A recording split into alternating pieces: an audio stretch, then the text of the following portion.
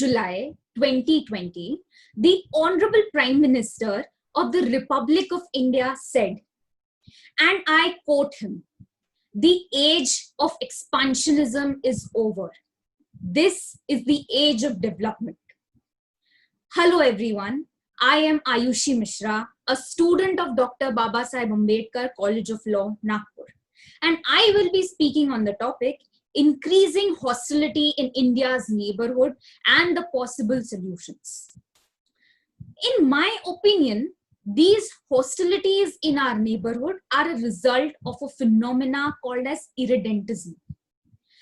It is a dream whereby a country aims to restore in itself all the territory it owned in the past. Well, these are not dreams, these are fantasies. And often these fantasies are self-destructive. History since then tells us that irredentism doesn't work for anybody. The words of pragmatic wisdom by our Honorable Prime Minister were a befitting reply to China, Pakistan, and Nepal. Let me go step by step. The Chinese, for example, have an obsession for what I called as the Akhand Chin, restoring China to the borders it had at the peak of its glory in the past. So also the Chinese are obsessed about becoming a superpower, and they see India as a major threat to their ravishing dreams. Many people also reckon that border पे disturbances create करना तो बस एक बहाना है, असली मसला तो अपनी जनता का ध्यान divert करना है. To that end, it has misendeavored into Galwan Valley in the present and the Doklam in the past. It never fails to point that Arunachal Pradesh and Bhutan too are parts of its territories after gobbling Tibet in the past. Bill Clinton had once said that the maps of the subcontinent can no longer be drawn in blood. However, through its misdeeds, China, once considered a darling of the world, has become China a threat to the international peace. It has become a nuisance for everybody except a couple of its surrogate states like Pakistan and Nepal. Pakistan recently released a new map of its country, which purports Kashmir and Junagadh, which essentially are Indian territories, as parts of Pakistan, carefully leaving parts of Ladakh, which the Chinese have claimed. No prizes for guessing, we all know at whose behest this map has been released. Dil behlane ko to ye khwab acha hai, but it has no practical implications whatsoever. Pakistan, driven by its thirst for Kashmir, has lost some of its territory like the Siachen Glacier and half of its country in 1971, now Bangladesh. Unfettered by its failures and in pursuit of its unrealizable dream, it has reduced itself to a basket case by investing in terrorism and insurgency and not on their own development. It has had 13 IMF bailouts in the past 13 years, needing one right now. Bangladesh, on the other hand, has beaten Pakistan on almost all the social parameters. The decent poet of Pakistan has summed up this self-destructive obsession of Pakistan for Kashmir in these beautiful lines. नशीली आंखों सुनहरी जुल्फों के देश को खोकर मैं हैरान हूं कि वो जिक्र वादी कश्मीर की करते हैं. Coming to Nepal, akin to Pakistan, it too is acting in foolhardy ways, claiming a few Indian territories as their own. At the same time, Chinese investments in Nepal have brought the Himalayan friend in the manipulative scheme of China.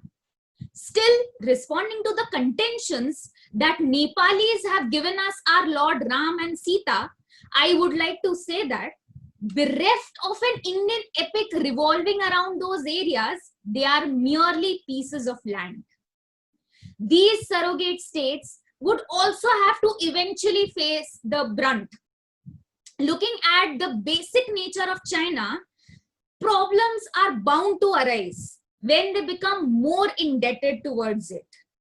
Chinese ideology of becoming the Dada of the South Asian subcontinent by applying the formula of jiski lathi uski bhains doesn't work. Coming to the possible solutions to tackle this problem in the neighborhood, I would like to suggest the following things. Firstly, we should have a definite plan to settle the border disputes with our neighbors and concentrate on the all-round development of our country and its economic state. The latest map released by Pakistan shows Gilgit-Baltistan and Azad Kashmir as a part of Kashmir. Prior to this, Pakistan has never accepted this stance, which has always been taken by India. This has given a leverage to the Indian side. India should now use this opportunity and play its cards right. Furthermore, Francis Fukuyama, an eminent professor of the Stanford University, says that the real threat to global stability doesn't come from Islam terrorism, but it comes from unhindered, unregulated, uncontrolled, unrestrained rise of China. He further goes on to suggest 3 ways in their order of importance in which we can better our situation. Number 1 is to restore national cohesion. India is not very united internally.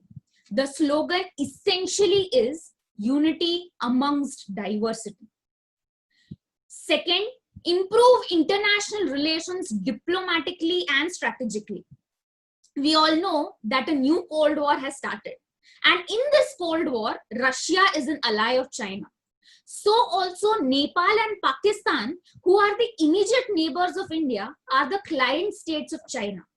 In such a situation, it is imperative to go out there and make friends so that your adversaries know that you are not the only one they are fighting. Thirdly, improve your economy and military to an extent that it creates deterrence in the minds of the Chinese. Lastly, Indian government should improve its mechanism of receiving criticism by creating an atmosphere to have a timely reality check. As it is rightly said that leaders begin to live in cocoons when media is quietened and institutions are weakened. I would like to conclude by saying a few lines from a poem written by Sri Rabindranath Tagore. Where the mind is without fear and the head is held high, where the world has not been broken up into tiny fragments by narrow domestic walls, let cosmopolitans awake. Thank you.